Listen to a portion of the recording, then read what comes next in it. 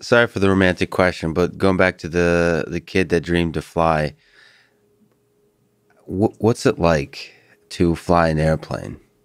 What it looks incredible. To Like me, as a human, like a descendant of ape, I sit here on land and look up at you guys. It seems incredible that a human being can do that. people ask, I'll be sitting around with my friends and they're like, "How was it?" I said, the greatest job on the planet." I said, it's an office with a view because you're sitting in a glass bubble. Office with the You can do, it's like roller coasters. You go, oh, it does all these cool stuff. So we take people flying every once in a while, and it's like, oh yeah, I like roller coasters. I go, no, take any roller coaster, the coolest roller coaster you've ever been on, and multiply it by 1,000. I said, it's an experience, to put your body under, the jet's rated at 7.5, but it'll pull up to 8.1 before it overstresses. Depends on fuel weight. So, I mean, you routinely get up there towards 8 Gs. To be able to do that to your body, I mean, it takes a toll. Like I can't really turn my head real good anymore and stuff like that. But would I trade it? I mean, it was a childhood dream. And how many people get to do that? Professional. I want to be an NFL, and you end up to the NFL, which is a very small percentage. But, well, I want to fly jets and to fly.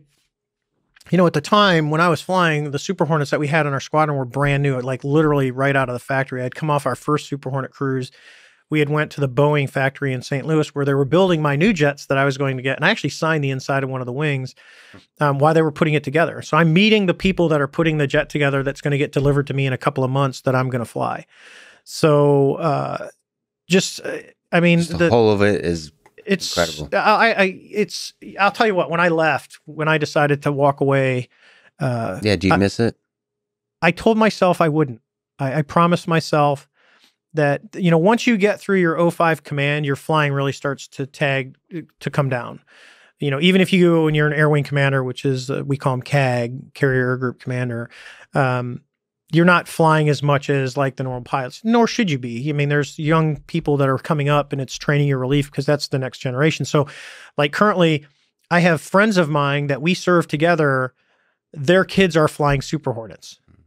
Right. So to me, that's really neat because I watched them when they were little. Yeah. And now, one of them who was good friends, I won't get his last name, but Joey, who lived down the street from us, was a Top Gun instructor. And I'm like, hey, Joey's a Top Gun, and I'm like, that's cool because, I went there and I knew him. He would come down to my house. And now to see these kids that are, because typically military breeds military, because the kids grew up in it. I mean, and the only reason that my son is not doing it is he's colorblind. So it disqualifies you for being a pilot, being a SEAL, because he had talked about doing that because he's an incredible swimmer and he likes doing that stuff and water polo player. But he's, both of my kids my daughter is a doctor and my son's in his 3rd year. So, but there's I suppose, I mean, from my perspective, a bittersweet handover of this incredible experience of flying to the younger generation. So you told yourself you're not going to miss it. You miss it? There are days I do. When I hear jets, like if I'm around a base or a jet flies over, but I have all the memories, so I can look at it and go, it can't go on forever. Tom Brady can't play football, but there's going to come a time where he has to stop. He seems to have done it for a long time. But, typically when you look at it, you go, I had the opportunity. And I think as automation moves on, especially with AI, that, when will the last man fighter be built? Man, and that's that big question. We just did F-35. It's over budget. It's 7 years late. There's all kinds of issues when we try and do it. And then you look at some of the new stuff that's coming out that the Air Force is working on with smaller, cheaper, attritable platforms that you can go, oh, we can, because if you don't put a man in the box or a person, because there's a lot of incredibly talented women that do this too. So I'll just say that as person. Yeah. So we say man and he, we mean both men and women, because offline you've told me about a lot of incredible women that flown. So I had three female, actually 4. One of them didn't fly anymore. She actually lives right around here. She ended up going into aircraft maintenance when she couldn't fly anymore.